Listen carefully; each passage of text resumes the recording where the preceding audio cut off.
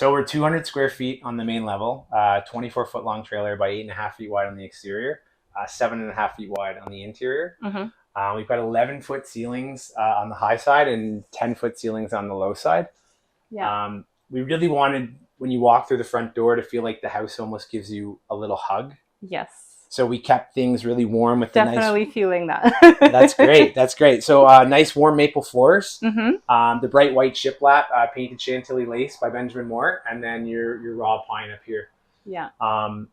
We have 10 windows that make it bright and airy, and then the glass door as well. So that sort of makes it feel a lot bigger. And our idea was that we wanted small living to feel large. Yes.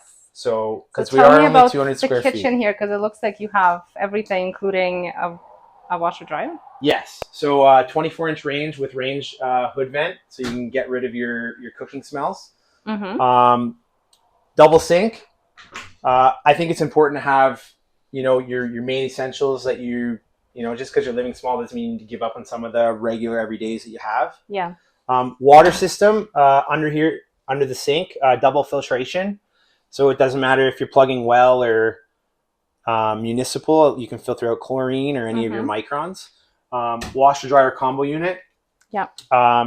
3 hours. So, 2 people, perfect. Yeah. 3/4 apartment size fridge. So once again, lots of space for your everyday needs for cooking and stuff. And I see you've built in more storage down here.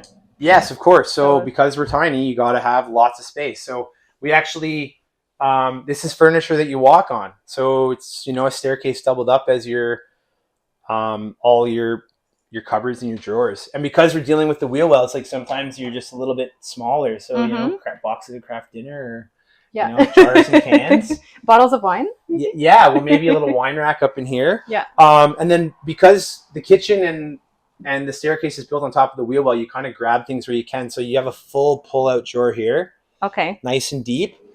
But we kind of went with a little flip option down here. Fit your big pot can sit on the bottom. Shorter. Yeah. Yeah, because you lose your 8 inches from the wheel wells. Yeah, and this is a very deep counter. Yeah, we're 28 inches deep. So because we're 2x4 framed and then spray foamed, we kept all of our plumbing inside, so you don't have any problems with pipes freezing in the wintertime. Okay.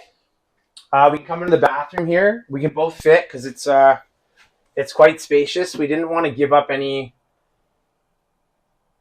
in the bathroom. So 36-inch vanity, real flush toilet. This tiny house is meant to be hooked up to municipal or septic. Okay. Once again, we did this cool industrial looking feature with the shower. I'm just going to walk into the shower because I haven't done that yet. So you have the copper piping. We kept the copper piping. Yeah. So like I said, 2x4 walls. So we created that so everything's inside. Gives it kind of that loft feel. Gives it the loft feel. And I think having a tiny house, it's important to have at least one cool little feature. And I think that's the feature that we kind of focused on in this house. So this is the way your dad explained it to me. You balance the temperature and then you turn the water on. When you turn it off, turn it back on again, it's balanced the same way. So you don't have to play with these every time. You find that special temperature, that setting, you keep it, which is great.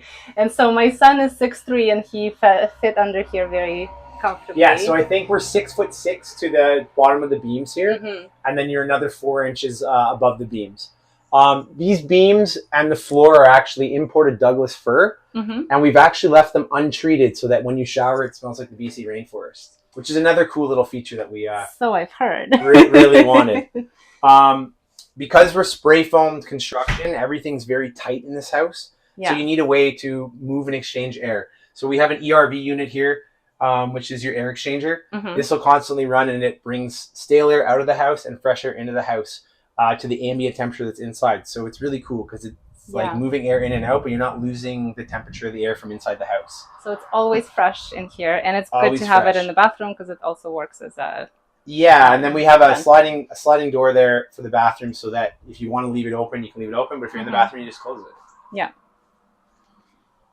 We also have a secondary heat source in the bathroom, which is actually the mirror. So it's an infrared mirror. Primary heat source is the heat pump, so you have air conditioning and heat, but we wanted to have a secondary heat source because we are in Canada and it does get colder in the winter. So this helps combat that kind of cool feeling at the back, and it'll heat the loft nice and toasty, and it's a really nice warm heat. Yeah, and you want to have like just extra toasty in the bathroom. Definitely. When it's winter, you don't feel like Definitely taking your clothes off, but that will be okay. So does this the table flips down. So if you wanted to have a sofa bed here, you could have a guest stay over and you fold that out. Or if you want to have a little more room for activity, I mean, there's still enough room here to do yoga or just kind of using some more space. So having the flip down table kind of opens up your space in that. Yeah. Maybe you put your Christmas tree here. Yeah, or maybe in the corner here. We left a nice little corner spot here as well. Yeah. Because, I mean, yeah, people celebrate different holidays, and it's nice to have, some decorations. Yeah. Under the couch, we wanted some more storage space. Everyone's got blankets. Everyone's got sweaters and stuff like that. Books. Yeah. And then front hall closet as well, because we're Canadian and we have coats. So you got to have space to put it. Okay, fantastic. Little spot for your shoes when you first walk in the door. The underneath little spot there. For the shoes is super cute. Yeah, something to just kick them off. You don't have to really worry about them looking cluttered, because I mean, everyone knows what they do with their boots. You just kind of kick them off when you come in the house. Yeah. So the feature wall there is a French cleat system. So all of those shelves actually can move, or you can add more shelves, or you could have a bigger shelf if you wanted to do more of a display. And I really like that wall because it really did tie in nice when we finally got the railing up. Yeah. This is definitely a feature as well. And I can totally see like trailing hanging plants there. Yeah. I mean, plants are important. And I think in a house this small, a little bit of greenery goes a long way, especially with the natural woods that we've kept with it. Yeah, I think the first time I saw this house, I told you I didn't want to leave. Yes, I remember you saying you were going to get your book and I curl just up wanted on the to couch stay. and read. I didn't want to walk out the door. And that's what we were aiming for. I want, like, when you come home to something that's yours, it's nice to feel it, give you a little hug back and say, you're home and it's okay. This is yours. And that's sort of what we're aiming for here. I think that's one of the most amazing things about tiny homes in general is that you don't, like, unless you're a millionaire, billionaire, you don't get to build a home to your own specifications exactly the way you like it.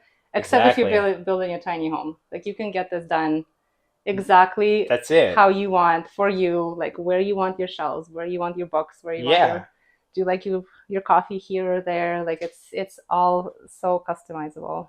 And that's the cool part. And we kind of want to work with clients to do that because everyone's got different needs, wants, and desires.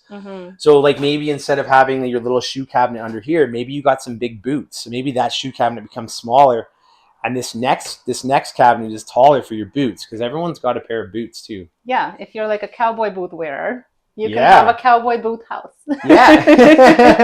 Exactly. So it's going to be fun to work with clients and do that because like maybe somebody like wants a big front closet here because they got long coats. I mean, I don't have a very long like trench coat, but I mean, I know a lot of women are wearing those nice long coats in the winter and like having a bigger closet there could definitely work. You have to just make it your own. Yeah, and that's the fun part about them. And I'm looking forward to working with clients and like making that fun stuff happen.